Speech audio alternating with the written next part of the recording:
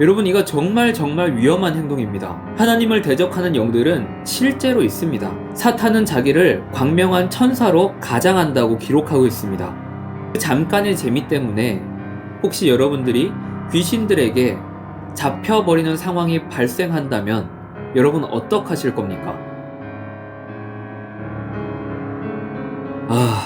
여러분, 요즘 사회가 돌아가는 모습을 보면 정말 나라가 어떻게 될까 하는 걱정에 불안한 마음을 감출 수가 없습니다. 정치적으로, 경제적으로, 또 국제 정세의 분위기도 어느 하나 마음에 평안을 줄 만한 곳이 없는 것 같습니다. 그러다 보니 사람들이 불안한 마음에 의지해 볼 곳이 있나 싶어서 용하다는 점집에 가거나 사주를 보거나 무당을 찾아가기도 합니다. 올해 자기에게 어떤 일이 있을지, 재물운이 어떻게 될지, 취업운이나 건강이 어떻게 될지를 묻습니다.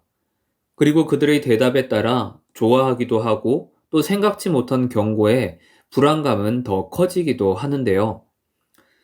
사람은 본능적으로 불확실성을 싫어하니까 자기 힘으로 어찌할 수 없는 미래 앞에서 안전해지고자 하는 것은 어찌 보면 너무나 당연한 이야기입니다. 그런데 그 의도와 방법이 많이 달라질 수 있는 거죠. 시편 18편에 기록되기를 여호와는 나의 반석, 나의 요새, 나의 구원자이시며 내 하나님은 내가 피할 바위이시요 내 방패가 되시고 내 구원의 힘이시요 나의 피난처이시다 라고 기록하고 있습니다. 그러나 많은 사람들이 이 구절을 단순한 감정적인 위로 차원에서 사용한다는 것이 저는 너무 안타깝습니다. 하나님께서는 지금도 살아계시고 우리와 함께하기를 원하시는데 평온할 때는 잘 찾지도 않고 힘든 일이 있을 때에야 겨우 하나님을 찾는 것 같은데 그럼에도 또 결정적일 때는 보이지 않는 하나님보다 눈에 보이는 무언가를 따라간단 말이죠. 그러니까 자꾸 점 보러 가고 사주 보러 가고 용하다는 무당을 찾으러 갑니다. 아, 정말 안타까운데요.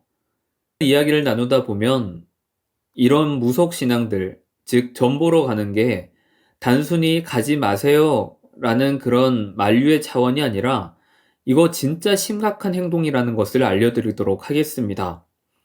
왜 그런지 사울의 이야기를 통해 천천히 풀어보도록 할 테니 구독과 좋아요 버튼 한 번씩 꾹 눌러주시고 이제 시작하도록 하겠습니다.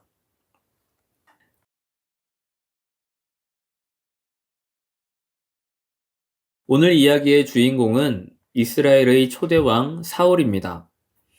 그가 왕이 될 수 있었던 이야기도 정말 드라마틱하지만 슬프게도 하나님께 큰 진노를 샀던 왕이기도 합니다.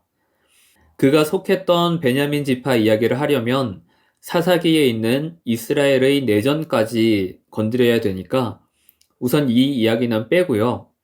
그가 왕으로서 전쟁을 이끌고 하나님께 진노를 샀던 이야기부터 하면 될 것 같습니다. 대신 그 땅에서 아무것도 가져오지 말고 아무것도 남기지 말라는 명령을 하셨습니다. 왜냐하면 하나님께서는 아말렉을 가증히 여겨 그들의 관습과 땅의 모든 것들이 이스라엘에게 옮겨지지 않도록 완전히 끊어내기를 원하셨습니다. 그런데 사울은 그 말씀을 듣질 않았습니다. 왜 그런 결정을 하게 됐는지 배경을 다 말씀드리면 이해가 참 쉬울 텐데 그럼 영상이 너무 길어질 것 같아서 여러분들이 뒤로 가기 누르시면 안 되잖아요. 그러니까 쉽게 말씀드리면 처음 생겼던 왕이니까 사울이 초대 왕으로서의 왕권은 아직 약했고 그의 가문은 가장 숫자가 적었던 베냐민 지파였기 때문에 그냥 눈치 볼 사람들이 너무 많았다는 겁니다.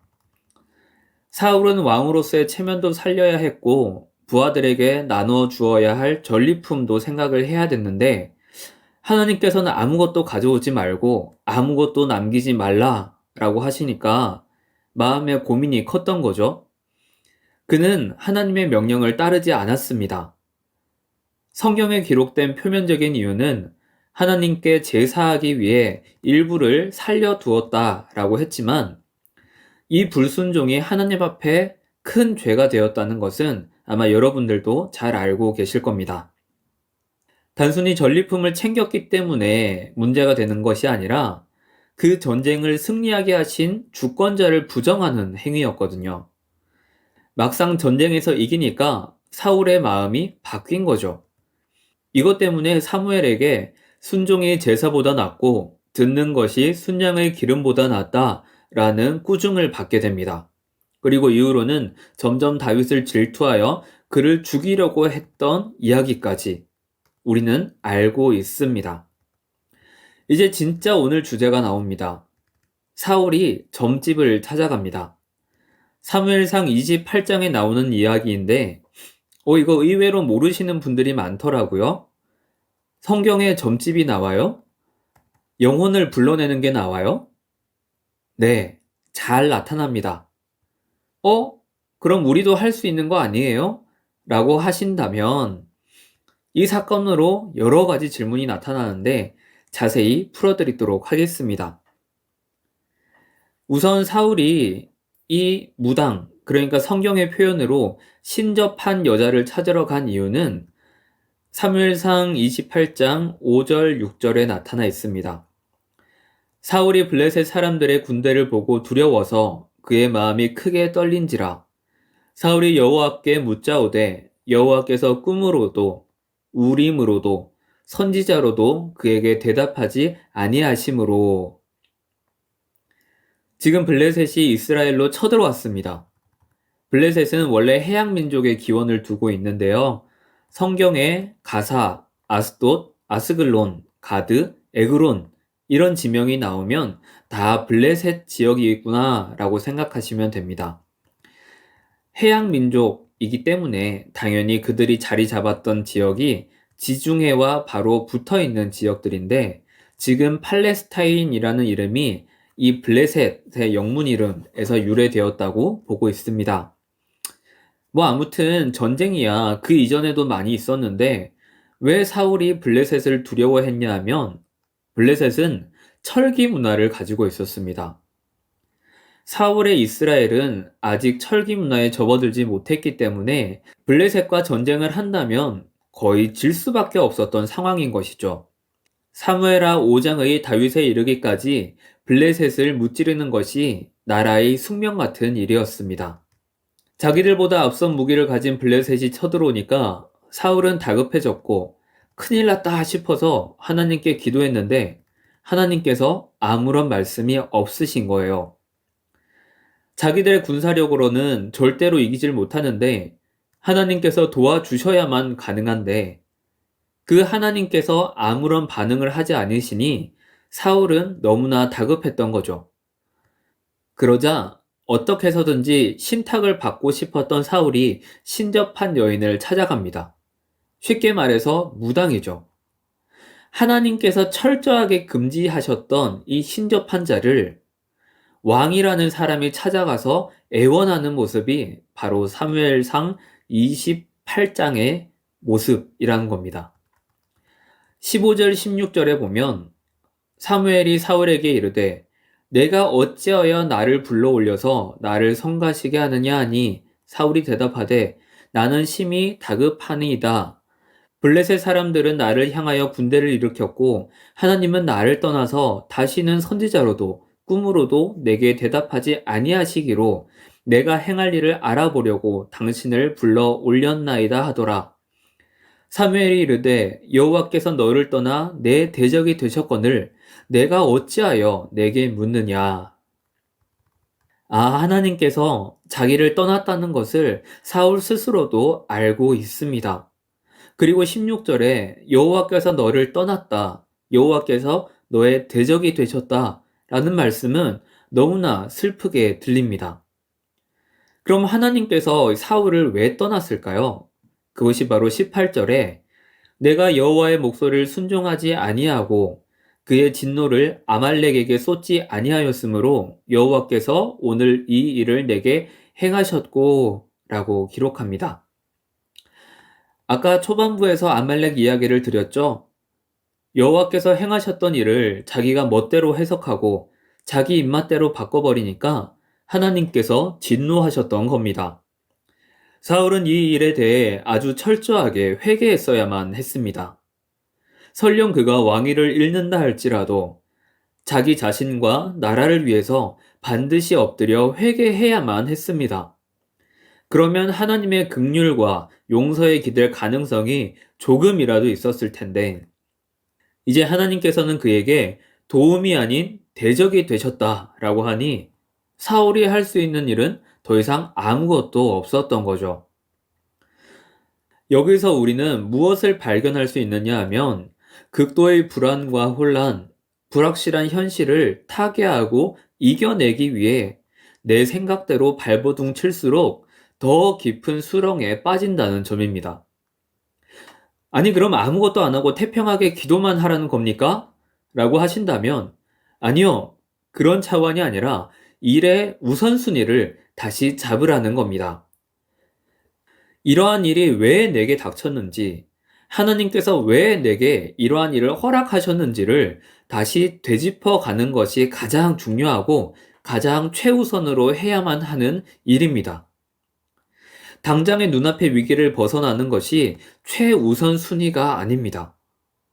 일단 피하고 보자? 아니요, 아니에요. 하나님께서 가장 작은 지파였던 베냐민 중에서도 낮은 자였던 사울을 왕으로 뽑으셨다는 사실을 우리는 기억해야만 합니다. 하나님께서 이 전쟁을 승리로 이끄시려고 했다면 얼마든지 상황을 반전시킬 수 있는 능력이 있으셨습니다. 그런데 그렇게 하지 않으시고 침묵으로 일관하시는 이유를 지금 내 삶 속에서 무엇이 잘못되었는지를 찾아야만 합니다.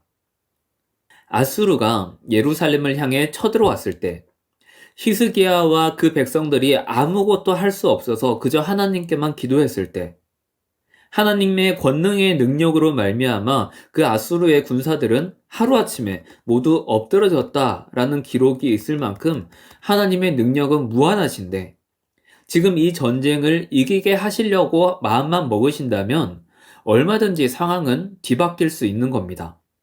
그런데 왜 하나님께서 지금 침묵하시느냐? 그 이유를 곰곰이 찾아야만 하는 겁니다. 내가 이번 시험이 어떻게 될지, 취업이 어떻게 될지, 병이 나을지 낫지 않을지, 올해 나의 재물운은 어떻게 될지, 이런 것들 솔직히 궁금하잖아요. 근데 이런 상황들은 다 내 의지대로, 계획대로만 할 수 없는 것들이니까 나보다 더 나은 누군가를 찾아가서 믿을 만한 사람을 찾아가서 묻는 거잖아요. 그런데 교회를 다니는 사람들도 하나님을 믿는다는 사람들조차도 하나님은 지금 당장 내 눈앞에 보이지 않으니까 보이는 무언가를 찾는 거잖아요. 또 하나님의 응답이 나는 지금 너무 다급한데 하나님의 응답이 느리다고 판단합니다. 사울은 기도했지만 즉각적인 응답을 받지 못했습니다. 지금 블레셋이 코앞에 와 있는데 정말 풍전등화의 상황에서도 하나님이 왜 침묵하시는지 그는 정말 답답했겠죠. 그러니 눈앞에 보이는 쉽고 빠른 방법을 찾는 거예요. 점쟁이는 바로 눈앞에서 답을 줍니다. 그 답이 맞든 아니든 그냥 이렇다 저렇다 어떻게 될 거다. 사주를 본다면 길일이라고 하는 특정한 날짜를 또 정해줍니다. 그런데 하나님은 즉각적인 답을 주시지도 않았고 언제까지인지도 모를 인내로 기다리게 하실 때가 분명히 있다는 말입니다. 여기서 대부분의 성도들이 하나님을 외면합니다. 아니면 또 다른 신들을 찾아갑니다. 또 자기만의 우상도 만들어냅니다. 이것도 좋고 저것도 좋습니다. 그리고 역시 다다익선이 최고야 라고 말할지도 모르겠습니다. 여러분, 그냥 재미로 점을 보러 간다고요? 솔직히 불안한 미래를 알고 싶은 거잖아요. 그 잠깐의 재미 때문에 혹시 여러분들이 귀신들에게 잡혀버리는 상황이 발생한다면 여러분 어떡하실 겁니까? 여러분, 이거 정말 정말 위험한 행동입니다. 하나님을 대적하는 영들은 실제로 있습니다. 사탄은 자기를 광명한 천사로 가장한다고 기록하고 있습니다. 이건 여러분들을 미혹시키고 물들게 해서 교회 공동체를 떠나게 만들 겁니다. 무엇보다 하나님을 하급으로 전락시키는 행동입니다. 자기 스스로 귀신에게 제물로 바치는 행동입니다. 제발 여러분, 절대로 그러시면 안 됩니다. 단호하게 여기서 발을 끊으셔야만 합니다. 계명으로도 하나님께서 이것을 엄격하게 금지하셨습니다. 제가 아는 범위 한해서 신구약 성경에 있는 본문들을 다 찾아봤는데요. 쭉 그 본문들을 읽어드리도록 하겠습니다. 레위기 19장 31절에 너희는 신접한 자와 박수를 믿지 말며 그들을 추종하여 스스로 더럽히지 말라. 나는 너희 하나님 여호와이니라. 레위기 20장 6절에 접신한 자와 박수 무당을 음란하게 따르는 자에게는 내가 진노하여 그를 백성 중에서 끊으리니. 26절에 너희는 나에게 거룩할지어다. 이는 나 여호와가 거룩하고 내가 또 너희를 나의 소유로 삼으려고 너희를 만민 중에서 구별하였음이니라. 남자나 여자가 접신하거나 박수무당이 되거든 반드시 죽일지니 곧 돌로 그를 치라. 그들의 피가 자기들에게로 돌아가리라. 신명기 18장 10절에서 12절입니다. 그의 아들이나 딸을 불 가운데로 지나게 하는 자나 점쟁이나 길흉을 말하는 자나 요술하는 자나 무당이나 진언자나 신접자나 박수나 초혼자를 너희 가운데에 용납하지 말라. 이런 일을 행하는 모든 자를 여호와께서 가증히 여기시나니 이런 가증한 일로 말미암아 내 하나님 여호와께서 그들을 내 앞에서 쫓아내시느니라. 이사야 8장 19절에 어떤 사람이 너희에게 말하기를 주절거리며 속살거리는 신접한 자와 마술사에게 물으라 하거든 백성이 자기 하나님께 구할 것이 아니냐 산 자를 위하여 죽은 자에게 구하겠느냐 하라. 신약의 말씀입니다. 사도행전 16장 16절부터 18절 말씀입니다. 우리가 기도하는 곳에 가다가 점치는 귀신 들린 여종 하나를 만나니 그는 점을 쳐서 그 주인들에게 큰 이익을 주는 자라. 그가 바울과 우리를 따라와서 소리질러 이르되 이 사람들은 지극히 높으신 하나님의 종으로서 구원의 길을 너희에게 전하는 자라 하며 여러 날을 이렇게 하니 바울이 심히 괴로워하여 돌이켜 그 귀신에게 이르되 예수 그리스도의 이름으로 내게 명하노니 그에게서 나오라 하니 귀신이 즉시 나오니라. 고린도후서 5장 7절에 이는 우리가 믿음으로 행하고 보는 것으로 행하지 아니함이로라. 고린도후서 11장 14절부터 15절에 사탄도 자기를 광명의 천사로 가장하나니 그러므로 사탄의 일꾼들도 자기를 의의 일꾼으로 가장하는 것이 또한 대단한 일이 아니니라. 데살로니가 전서 5장 22절에 악은 어떤 모양이라도 버리라. 요한일서 4장 1절에 사랑하는 자들아 영을 다 믿지 말고 오직 영들이 하나님께 속하였나 시험하라. 성경의 본문들이 이렇게나 많이 있습니다. 이렇게까지 금지하고 있음에도 불구하고 점치는 자들을 찾아가는 이유는 하나님의 권능과 우리를 향한 사랑을 신뢰하지 않는다는 것이고 또 다른 하나는 자기 스스로를 중심에 두고 하나님을 도구 삼고 있어서 그런 것입니다. 하나님께서 마음만 먹으면 얼마든지 상황을 역전시킬 수 있다고 말씀드렸잖아요. 요셉이 감옥에 갇혀 있다가도 총리가 되었고 에스더의 모르드게와 하만의 이야기, 또 다니엘과 그 친구들이 사자굴에서 구원을 받은 이야기 등등 하나님께서 보호하시고 역전시키시는 상황들은 얼마든지 찾을 수 있습니다. 그런데 그 역전과 상황이 사울에게 일어나지 않았던 이유가 무엇입니까? 그 믿음의 용사들과 사울의 결정적인 차이가 뭐예요? 중심에 하나님이 아니라 자기 이익이 있는 거잖아요. 그 이익 때문에 그는 하나님을 도구 삼아 자신의 승리를 쟁취하려는 거잖아요. 지음을 받은 자가 창조주를 거부한다? 질그릇이 토기장애를 거부한다?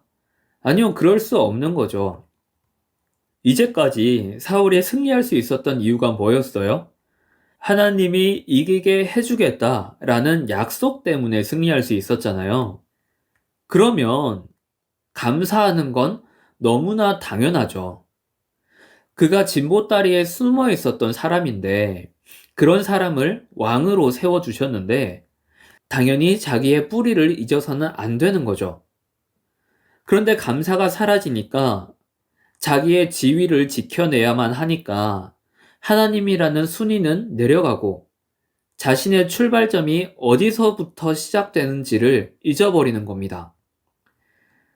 과거는 어찌됐든 상관없고 이제 내 미래가 어떻게 될지가 더 중요하고 전쟁에서 이길 수 있을지 없을지 내 건강운이 어떻게 될지 재물운이 어떻게 될지만 생각하는 것이 부끄럽지만 사울뿐만 아니라 우리들의 모습이 아닐까요? 여러분, 하나님을 도구 삼아서 어떤 성과를 이루려는 목적으로 기도하지 마십시오. 어차피 안 됩니다. 어차피 시간 낭비고 기도해봤자 안 된다라고 하나님을 비난할 거예요. 여러분, 예수님의 이 말씀을 한번 생각해 보세요. 너희는 먼저 그의 나라와 그의 의를 구하라. 그리하면 이 모든 것을 너희에게 더하시리라. 그런데 우리는 거꾸로 기도하고 있잖아요. 하나님께서 나를 통해 무엇을 이루실지 그것을 헤아리기보다는 제 청약이 당첨이 될까요? 이직이 성공될까요? 이번 주에 복권이 될 수 있을까요? 저에게 모든 것을 더해주시면 그때 봉사하고 헌신할게요? 아니에요. 뒤바뀌었어요. 내 체면과 내 지위와 내가 전쟁에서 이기는 게 하나님과 무슨 상관이에요? 하나님과의 연결을 하지 못하니까, 아니, 하나님으로부터 시작된 기도가 아니니까 우리의 기도가 응답이 없어지는 것이고 그 응답을 어떻게 해서든지 억지로 찾아내고 싶으니까 하나님이 아닌 귀신의 힘을 빌리려고 하는 것 아니겠습니까? 내가 다급할 때만 찾는 하나님이 아니라 진짜 내 삶의 근원, 이유 되시는 하나님을 우리가 바라보고 믿었으면 좋겠습니다. 일상에서 감사가 회복되었으면 좋겠습니다. 내가 어떻게 하나님을 영접하게 되었고 어둠의 터널을 이겨냈었는지, 하나님의 도움의 손길이 어떻게 있었는지를 다시 복귀하고 회복하셨으면 좋겠습니다. 여러분, 우리가 다 알다시피, 그리고 이때까지 고백해 왔다시피, 하나님께서는 나를 자녀 삼으시고, 휩쓸려 가던 인생의 물결을 거스를 수 있는 구원이라는 선물을 주셨습니다. 예수님께서 나의 기도를 듣고 인도해 주셨으며, 성령님께서 나의 연약함을 위해 말할 수 없는 탄식으로 간구하신다고 했습니다. 여러분, 우리 하나님이 당장 내 눈에 보이지 않는다고 해서 자꾸 형상을 만들려고 시도하지 마십시오. 우리를 현혹시키는 점치는 자들, 무당들을 찾아다니지 마십시오. 믿음은 눈에 보이지 않는 것을 바라보는 소망 안에서 증거와 실상으로 현실을 변화시켜 가는 것입니다. 사울은 자기 욕심대로 자기 하고 싶은 대로 눈에 보이는 것들을 포기하지 못하고 움켜쥐려고 하다가 결국에는 아무것도 잡지 못하고 사막의 모래처럼 빠져나갔다라는 것을 오늘 본문이 보여주고 있잖아요. 저도 20살 이후로의 과정들을 쭉 돌이켜보고 신학교를 입학한 뒤의 과정들을 생각을 해보니까 내가 계획했던 것들은 꼭 마지막에 가서 틀어지더라고요. 내가 의도했던 대로 갔던 것은 5가지의 사건이 있었다면 하나? 아니 2분의 1이 더 맞을지도 모르겠습니다. 시간도 돈도 에너지도 다 날렸어요. 대신 경험을 얻게 된 거죠. 그 경험으로 다시 성경이라는 거울에 비춰보고 방향을 수정해 보니까 현실을 보는 것이 아니라 지금 내 앞에 있는 전쟁만 보는 것이 아니라 하나님께서 나를 이끌어 가시려고 하는 손을 보게 되는 겁니다. 그 손이라는 것은 성경에 근거를 둔 믿음입니다. 하나님이 내 기도를 듣고 계신다는 것과 순간순간 응답하신다는 것, 그리고 지금까지 날 이렇게 이끄시는 이유가 있다라는 믿음을 가지니까 이제 어떻게 나를 이끄실까 하는 기대감이 생기는 거예요. 25년이 시작된 지 지금 약 3개월 정도가 지났는데 벌써 간증거리가 2가지나 생겼습니다. 마음 한켠에는 사람이니까 가질 수밖에 없는 불안한 마음이 저도 여전히 있습니다. 없다고 하면 그건 거짓말이에요. 그런데 하나님의 이끄심을 기대하는 소망과 비교를 해본다면 그 소망의 마음이 훨씬 더 크다라고 자신 있게 말씀드릴 수 있습니다. 제가 목사니까 말씀드릴 수 있는 게 아니라 저는 성경에 기록된 법칙을 그대로 따라가 보려고 하는 겁니다. 믿음의 선진들이 우리들에게 보여준 길이 있잖아요. 우린 역사를 통해 현실을 배우듯이 믿음의 선진들이 걸어갔던 길을 통해서 지금 내가 불안해하고 있고 불확실성한 이 현실 때문에 힘들어하고 있다. 그들도 똑같이 힘들었거든요. 그런데 사울과 그들의 차이점을 다시 한번 생각해 보았을 때 인내할 줄 알았고 당장 내 눈앞에 무언가 보이지 않는다고 해서 하나님을 버리지도 않았고 내가 택할 수 있는 인위적인 방법들을 그들도 할 수 있었겠지만 인내로 믿음을 구하려고 했던 것이 이 결과의 차이를 불러오게 된 것이죠. 그렇기 때문에 여러분, 점집 무당을 찾는 것보다는 이렇게 한번 해보십시오. 일단 조용한 골방을 만드십시오. 차 안이든 밤에 혼자 산책을 나가든 그 고요한 시간 속에서 내 상황을 하나님께 고백하는 겁니다. 지금 나를 둘러싸고 있는 손익관계들, 체면, 이런 것 싹 다 무시하고 지금 나의 상황을 최대한 객관화시켜서 하나님께 고백해 보는 겁니다. 마치 남의 이야기 하듯이 내 일 아닌 것처럼 그렇게 공정하게 이야기를 한번 해보는 거예요. 그러면 내 모습이 거울처럼 비춰지기 시작합니다. 그렇게 고백하는 와중에 하나님께서는 고쳐야 할 점을 깨닫게 하시기도 하고 때로는 시간이 더 걸릴 때도 있습니다. 그런데 여기서 가장 중요한 거는 우리가 자꾸 결과에 신경 쓰기보다는 하나님 앞에서 내가 정말 실오라기 하나 걸치지 않고 있다는 느낌으로 진솔하게 고백하는 겁니다.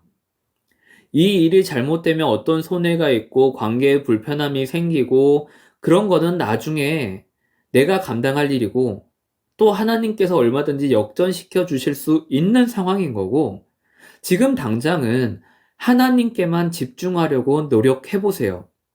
그리고 이 몇 가지의 말씀들을 마음속으로 고백을 해 보세요. 창세기 1장 1절에 태초에 하나님이 천지를 창조하시니라 라고 그의 창조주 되신 권능을 고백하십시오.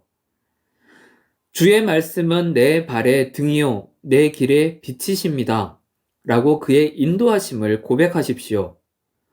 너는 내게 부르짖으라 내가 내게 응답하겠고 내가 알지 못하는 크고 은밀한 일을 내게 보이리라 라고 우리의 기도를 듣고 계심을 고백하십시오. 너는 마음을 다하여 여호와를 신뢰하고 내 명철을 의지하지 말라.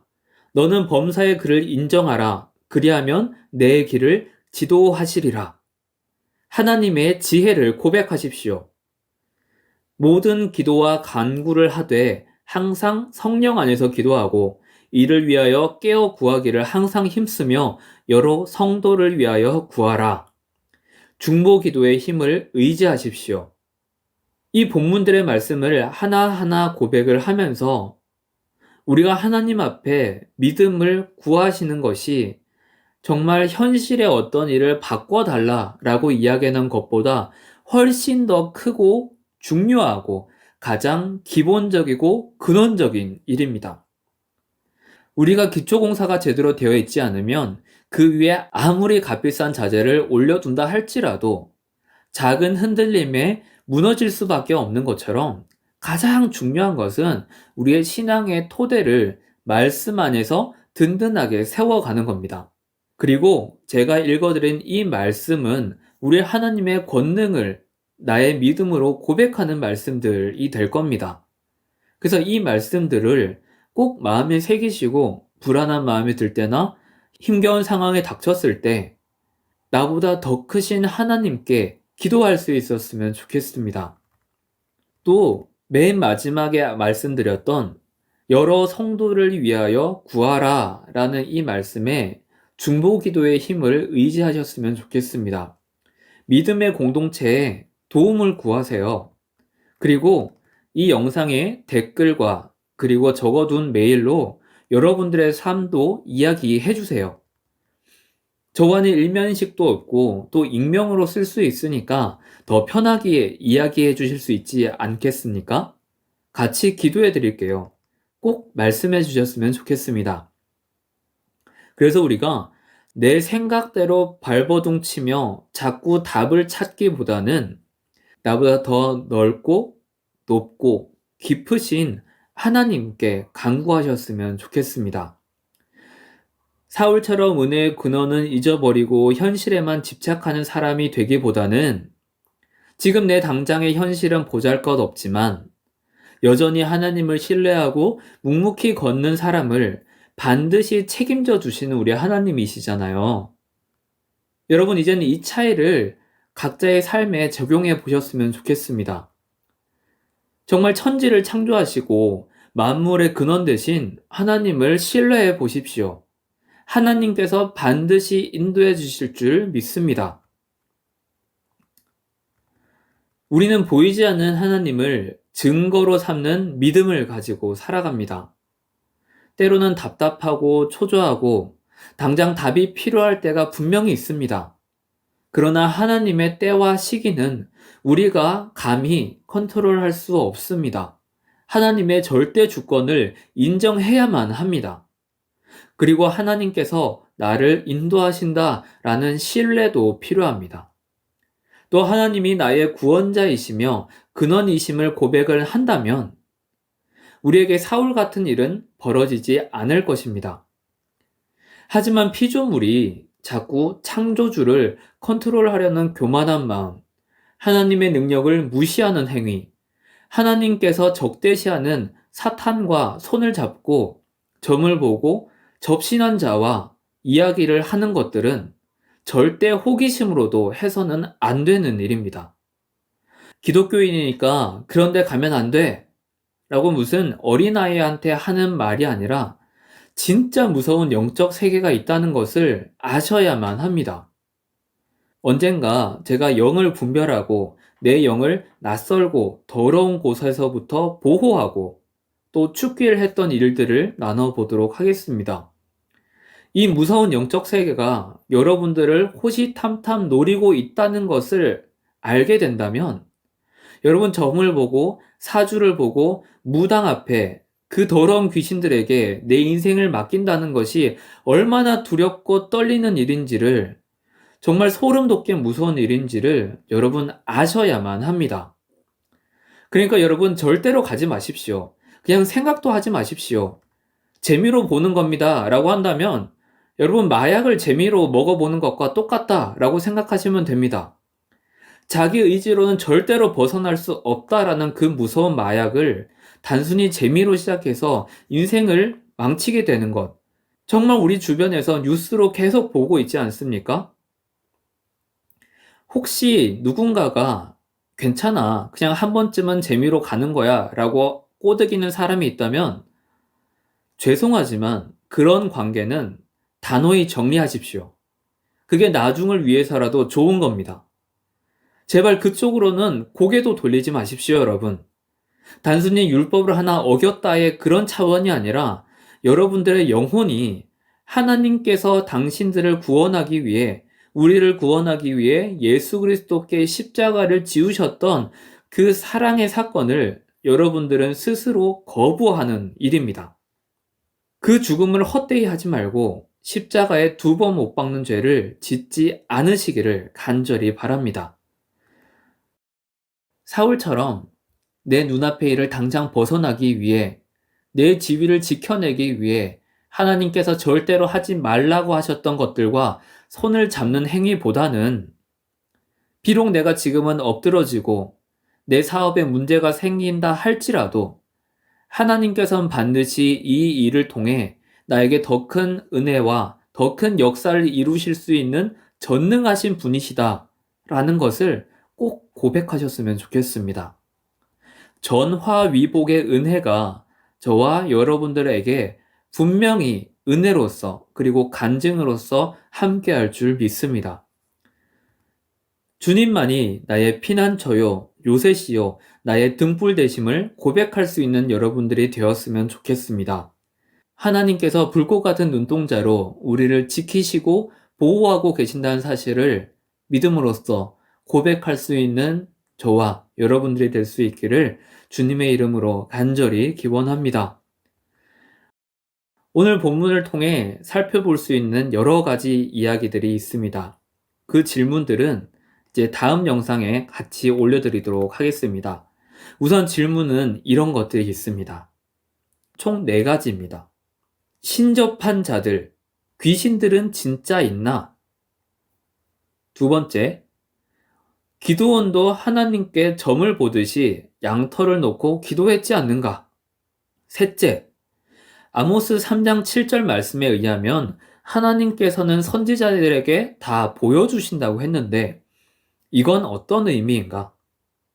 4째, 응답 잘 받는다는 기도원이 있다는데, 거기 가서 기도 받으면 무조건 낫는다는데 이거는 어떻게 바라봐야만 하는가? 이 4가지 질문에 대해 다음 영상으로 올려드리도록 하겠습니다. 이것 외에도 여러분들의 궁금한 질문과 이야기들을 댓글과 메일로 알려주시면 제가 성심성의껏 준비해서 알려드리도록 하겠습니다. 혹은 이런 주제가 아니더라도 평소에 교회를 다니면서 아니면 교회를 다니지 않는 지인들과 함께 이야기를 해보며 대답해주지 못했던 질문들이 있다면 그 주제로 영상을 만들어서 올려드리도록 하겠습니다. 그럼 다음 영상으로 뵙도록 하겠습니다. 안녕히 계세요, 여러분.